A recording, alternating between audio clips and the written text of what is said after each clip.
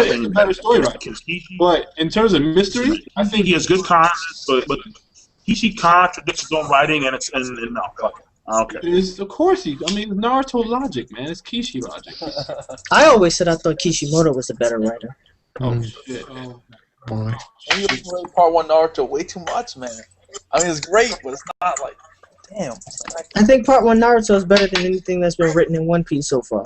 Dang. No, you said the comment section. you said it. Fighting words, boy. Let me be some fighting words now. Nah, it's not. No. I think it is. It's okay, Toro, because when it all comes down to it, like I said, Tagashi's the king. He's gotta learn how to write, man. Oda and Kishimoto, you know, they gotta look up to Tagashi, man. You gotta stop drawing like a 4-year-old. What's going on right now? He has to stop drawing like a 4-year-old. Who draws like a 4-year-old? I'm saying. Stop hating, bro. Stop hating. Your profession is You've drawing. been drinking that haterade lately. I understand. Oh shit, man! Let's go. I'm messing. It's not that bad. It's not that bad. I've seen a lot worse. Yes, motherfucker. I'm currently the high bidder on this bitch. Oh shit! You better watch that shit on an hourly rate or some shit. Yeah. I'm willing to go up to. I don't even see how Kishimoto and fucking Oda missed. I don't see that. In my opinion, Oda's just a better overall writer than Kishimoto, because Kishimoto he contradicts himself. The things that he makes, he fucking negates later on. So what's the point then? Yeah, Oda is better than Kishimoto. No, I would say. In my opinion, Oda's a better writer than Part 2 is. I mean, no. He contradicts himself. I think you're confusing which one's a better story versus who's the better writer. Kishimoto's clearly the better writer. Schemes are fucking terrible. Wait, what? No, I mean the way he resolves. Oh no, go. Because I'm like, I think you're confusing which one's a better story for who's a better writer. Oh shit! They only have one story apiece. Well, Oda does, but I believe Kishimoto wrote something else before that. Kishimoto did he? Not? No, I don't think so. I think he did actually. But in any event, I don't think it matters. I think One Piece is definitely a better overall story. But in terms of actually writing skill, Kishimoto's better. Kishimoto generally has better pacing. That's true. That's just true. Come on, don't play this game. You know it's true. The pacing is true. I'll give you the pacing. Hey, I know the pacing is generally true. The way he deals with his themes is generally better. Really? Yeah. Really? Even though Naruto, when he look, I'll give you the whole time. Not that's all I'll give you. But the way it was resolved after the fucking ninja, what the fuck now? To the fuck. Okay, yeah. I mean, listen, his story is going to shit. Yeah. But his prowess as a writer? No. No. Because I mean, look, man, I can agree with you if he has multiple stories that he's written, and then thus he's had multiple works that you can judge from, but only one. I have to judge from that one story. So I don't know. I mean, when I read One Piece, I never got the sense that I was dealing with something other than a kid's story that was a nice adventure. I don't get that feeling when I read Naruto. At least when I read Part 1 Naruto. I got the feeling that this was some serious shit. I mean, before he decided to not kill his characters in the war and all that other gay shit. And even in terms of the themes that they work with, Kishimoto was generally trying to make his story more mature. I think he fails at it, but I think the themes that he's dealing with, tend to be more mature than themes in One Piece. So does that make it necessarily better just because they're more mature? I think the way he writes them, yeah. No, because you said yourself he fails at it. So what does it matter? No, if I try to write an essay. No, hold on. But if I try to write an essay on fucking cultural literature, and then I fail at it, that doesn't mean like my essay's good. No. Exactly. I mean, I mean, for but then what again, Oda tries to I do, mean, he does. it's like if you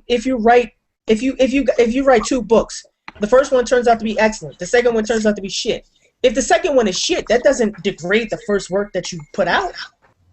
That's It's right, just- but I've never seen another work outside from Naruto when it comes to Kishimoto, and that's No, but Naruto has 2 parts. But it's Right. it's I mean, no, but see, the Naruto, fact that part 2 is shit doesn't derogate. I mean, to me, part 1 Naruto is better written than any part of One Piece. Just because the second part of Naruto happens to be shit, it doesn't derogate from part 1. That's true. No, but, I'm not saying that Kishimoto problem is on Togashi level or Watsuki Nobuhiro level Oh, hell. or Hiroyuki Takei level, Neither is Oda. Yoshiyuki Tomino level. No, I don't think he's on that level. But I think that he's a better writer than freaking Oda is. no, but see, the problem is that, like, I don't know why you're separating part 2 and part 1. It's one story. It's Naruto. Right, but the question isn't who has the better story. The question is who's a better writer. And when I look at Kishimoto's best writing and I look at Oda's best writing and I compare them, Kishimoto's the better writer. Well, like, see, I don't see it though, because the problem is that the things you're talking about that make him good, he negates on his own. So what the fuck is the point then? Like the themes and concepts that the themes and concepts that confine the Naruto series at the beginning, he degrades, he negates, he neglects on his own. You can't neglect part 1, but you can't neglect part 2. Is what we're saying. I'm not exactly. You can't neglect part 2 either. You're neglecting. No. I'm not saying that I'm neglecting part 2. Oda has That's why I keep saying that the question isn't which story is better. That's not the question. If you ask me which story is better, which manga is better, One Piece or Naruto, it's obviously One Piece. But when you ask me who's the better writer, Right. Kishimoto's the better writer. And the way I decide that is when I look at the best of Naruto, the best written parts of Naruto, and I compare it to the best written parts of One Piece. You have to compare. You can't just compare the best against the best. You have to compare the entire story. You're not taking everything into account. The best and the best, the worst and the worst. I mean, that's what I'm doing. I mean, not only am I doing that, but also because I've only seen one work from Oda and Kishimoto, and because I only know of the one work, and because there's only been one work from each of them, because I don't think Kishimoto ever wrote a story before Naruto, then their writing still has to be compared with that one solo work. I mean, with someone like Togashi, there's multiple works. There's multiple works. Oda had some one-shot. Guy in the comments said that Kishimoto did a baseball manga before this, but I don't know if that's true or not. Yeah, it's true. Yeah.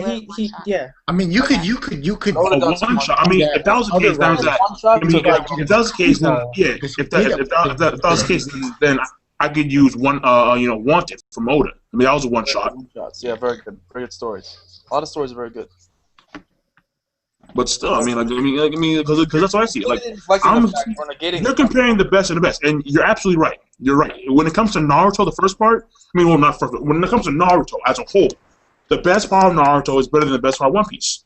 But the worst part of Naruto is worse than the worst One Piece. What the fuck? I mean, that's true. I mean, listen. I mean.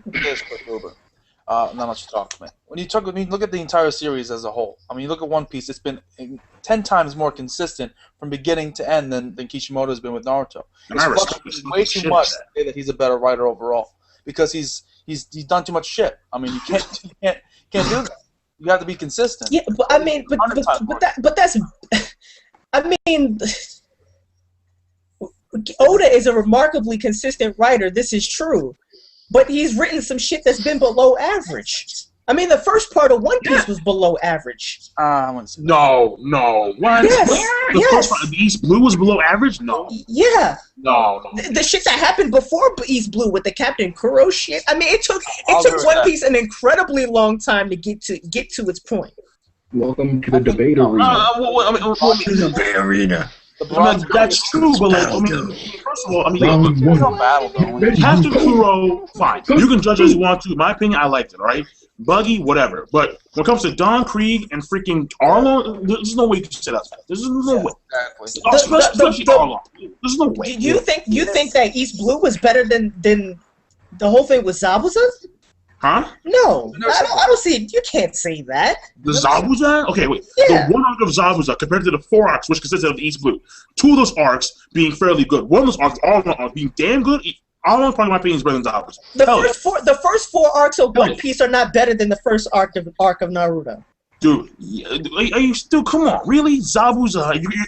You're comparing Zabuza to Yes, I'm talking about Zabuza and the characterization of Zabuza. Matter of fact, we didn't even get the backstory for Arlong until like 50 volumes later. That's what I mean when I say the pacing of One Piece is not good. That's a good point. You're right. So when we talk about the characterization of Zabuza and then the characterization of Haku and then the relationship between those two characters. But you're comparing one of the best arcs in Naruto to the beginning of One Piece. All right. I'm gonna end it like this. Oh, Marineford is great. I mean, look. Yeah, I'm not. What about the characters in fucking Nami? Then? What the fuck was that?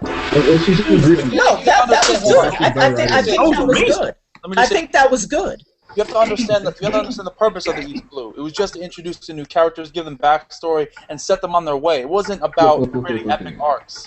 It wasn't about that. No, but the Zabuza arc isn't an epic arc. It was about them going to one town and solving a situation in that town. And not only that, the Zabuza arc was the first arc in Naruto. Want to join the debate arena? But the characters already introduced. Debate arena.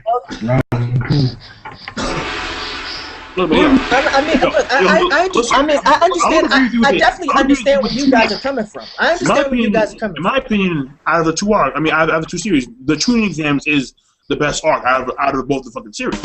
But when it comes to freaking Zabuza is not better than all Park. There's no fucking way.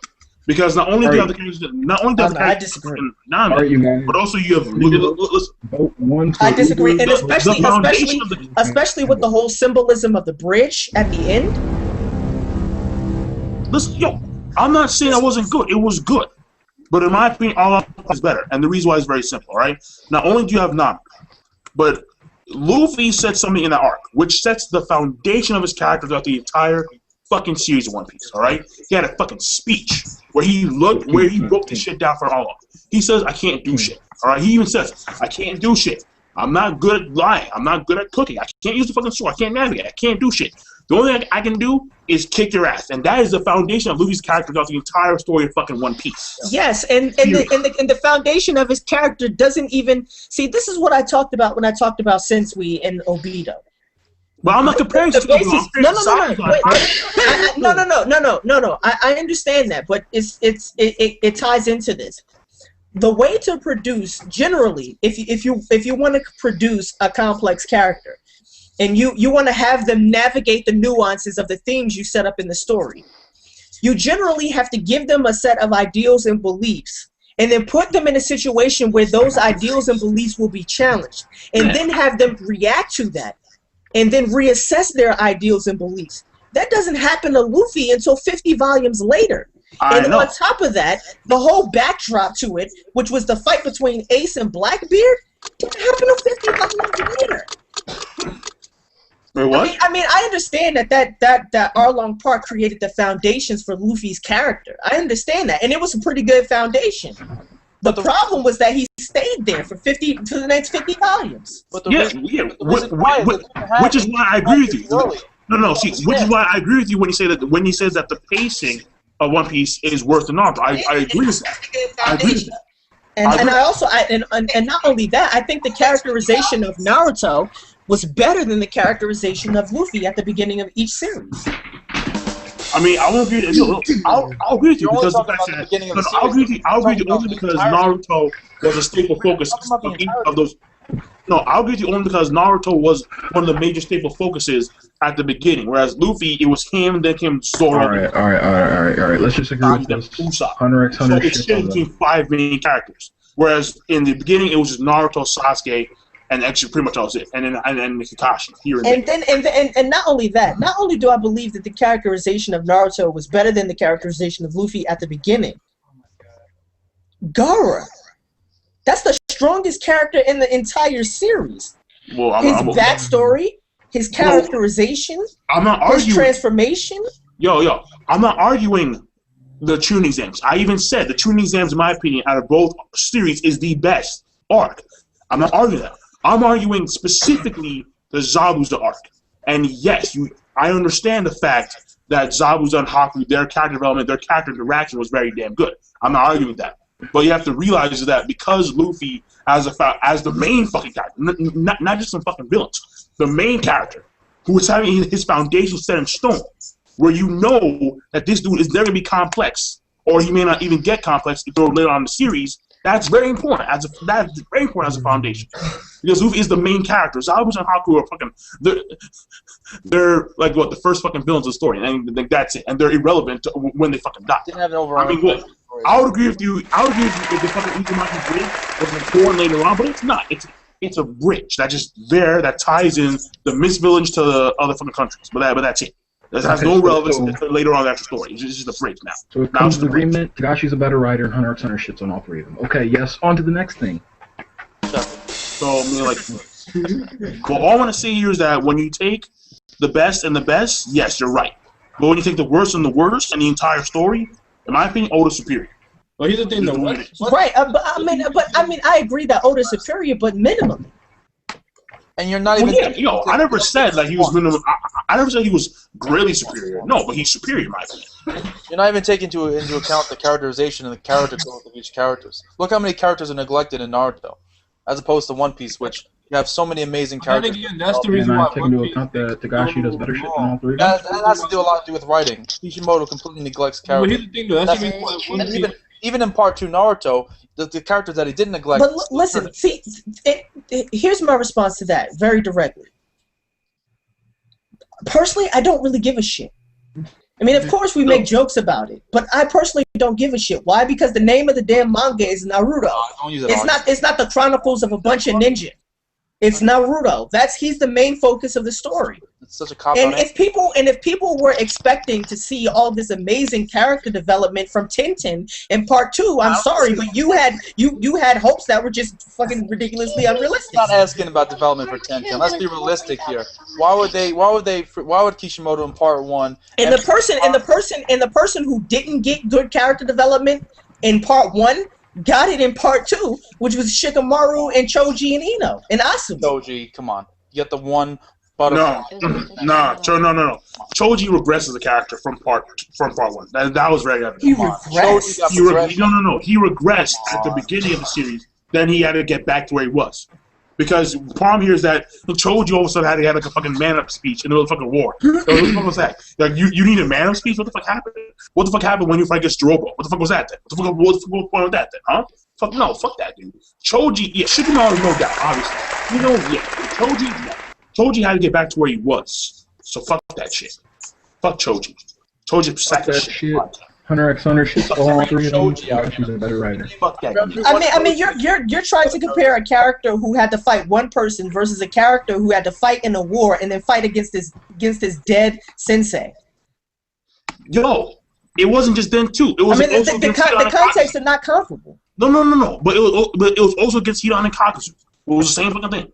Yeah. Not overblown because the war that didn't actually fucking matter.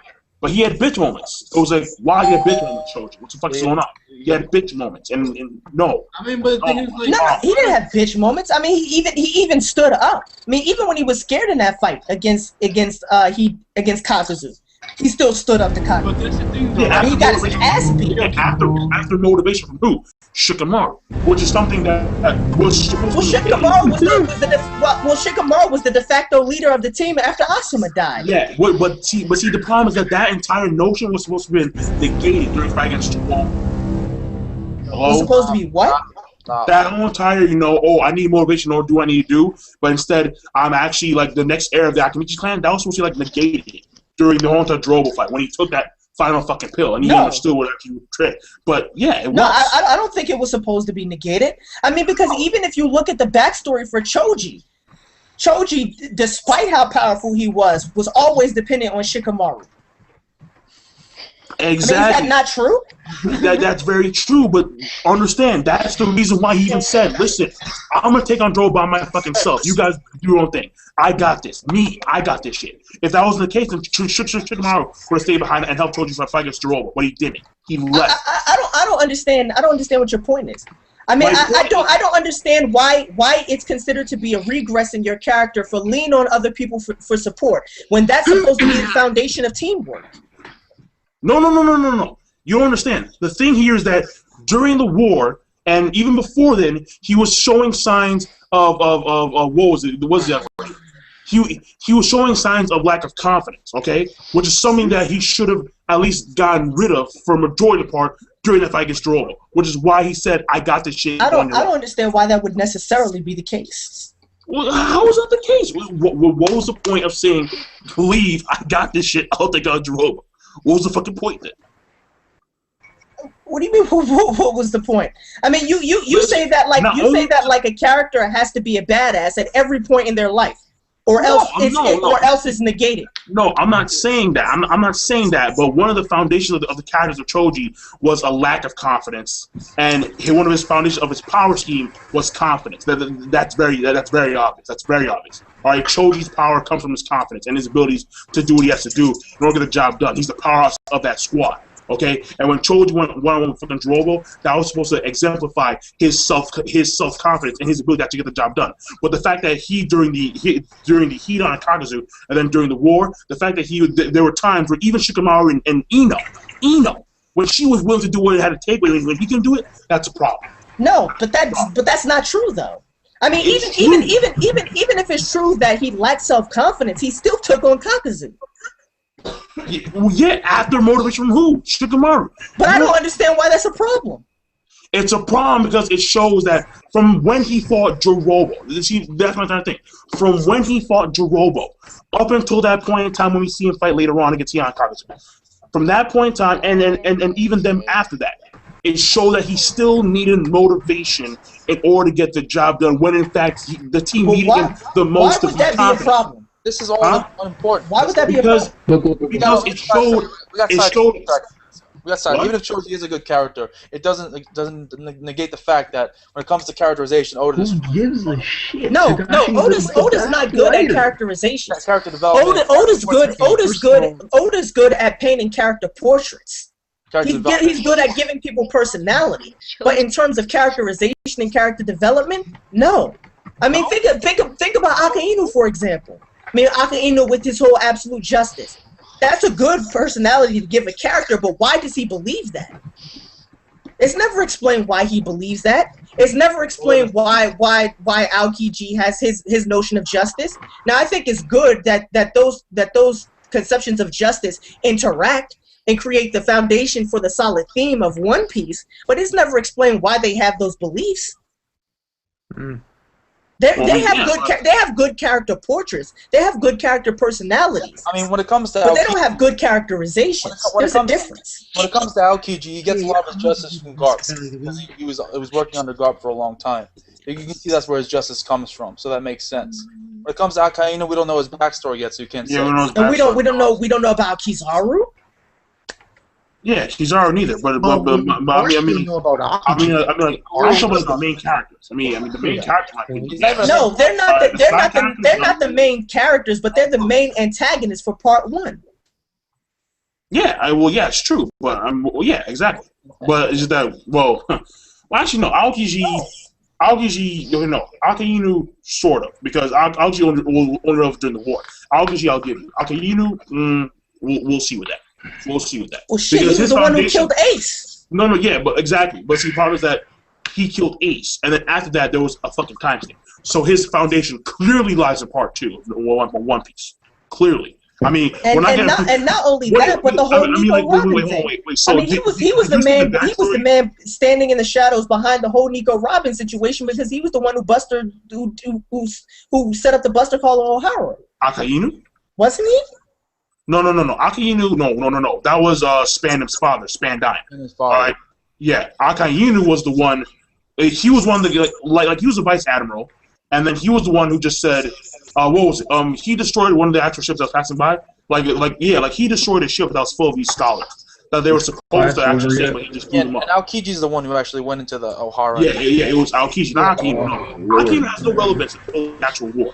So, and again, because there was because there was a time skip after that, the entire war, that means that his foundation character is going to be more relevant in part 2. All right, part 1, as an admiral, he's fucking like we don't. Out of all the admirals, the only one we care about in part 1 is Aokiji. That's it. All right. Part 2, Kizaru, Akinu. All right. As of right now, the relevance is irrelevant. Part 1. Part 2, obviously, because that's when their character foundation is going to be more explained in detail. Clearly, since Akinu was the one who killed Ace. Yes, exactly. You don't think that's a problem? Well, I mean, did you expect the backstory of fucking Akinu like after he killed Ace? Like, yeah, I killed Ace. I mean, but to have a character who was so important to the main protagonist, to the extent that Ace was to Luffy, to have him killed off by Akainu, and then to have his characterization pushed back even further, when the whole setup for the whole confrontation between Ace, Luffy, and Akainu took 50 volumes. Don't you think that like a backstory in the middle of a war arc would be a little bit cluttered? Or a little bit. I mean, it's ironic that you say that, because if a writer has 50 volumes to create a storyline, then they should be able to set it up in such a way that it won't be cluttered. It wasn't part of the story until Marineford. But the thing was that the problem here is that Akainu as a villain, as a villain, all right, isn't relevant. He's not relevant up until part 2. All right, his relevance is not there. It is non-existent. He's pretty much I don't see how you can say that Akainu, who made it his mission to kill Ace, it was pretty much the whole confrontation was pretty much the reason why there was a freaking war. Is not relevant. Well, the reason why the reason why there was a war, okay, was because Blackbeard captured Ace, and the Marines were going to execute Ace and showed it to the fucking world. Akainu was just doing his job. That's why there was a war. Akainu is just a soldier who's following orders. No, but he has don't give me that bullshit about he's just following orders. Dude, of course he is. He's following orders, but he's not just following orders. Listen, he's following orders, and he has his own notion of justice, absolute justice, right. which is why the world government put him as fleet admiral, which is why they had to fight in the first place, which is why Aokiji didn't want to become fleet admiral in the first place. That's why, okay? And not only that, but you forget that Luffy, the main character of the actual story, who has the closest ties to Ace out of all the characters that exist. Well, he was after Ace died, he went into a fucking coma. So it was like, okay. And then it was Whitebeard's time. But see, the problem is that Whitebeard, the main focus of the Whitebeard War was Whitebeard. It was Whitebeard. Hence the Whitebeard War. Okay, debate over. All right. Stop. Cast in your votes, people. 1 for Uber or 2 for King of Lightning. We're not doing that shit. We're not doing that shit. What the fuck is that, Luke? I think there's a new rule. What are you fucking You know what the new rule is? It's simply this. No big 3 talk. No, it's simply this. Hunter x Hunter guide stomps all 3 of them. Because this is what happens. We talk about Naruto, we start getting headaches. And we're talking about that, Naruto this, and One Piece that, and Bleach. And we start talking about that, and you know what happens? We all get hangovers, and we start throwing up, and it becomes a bad experience.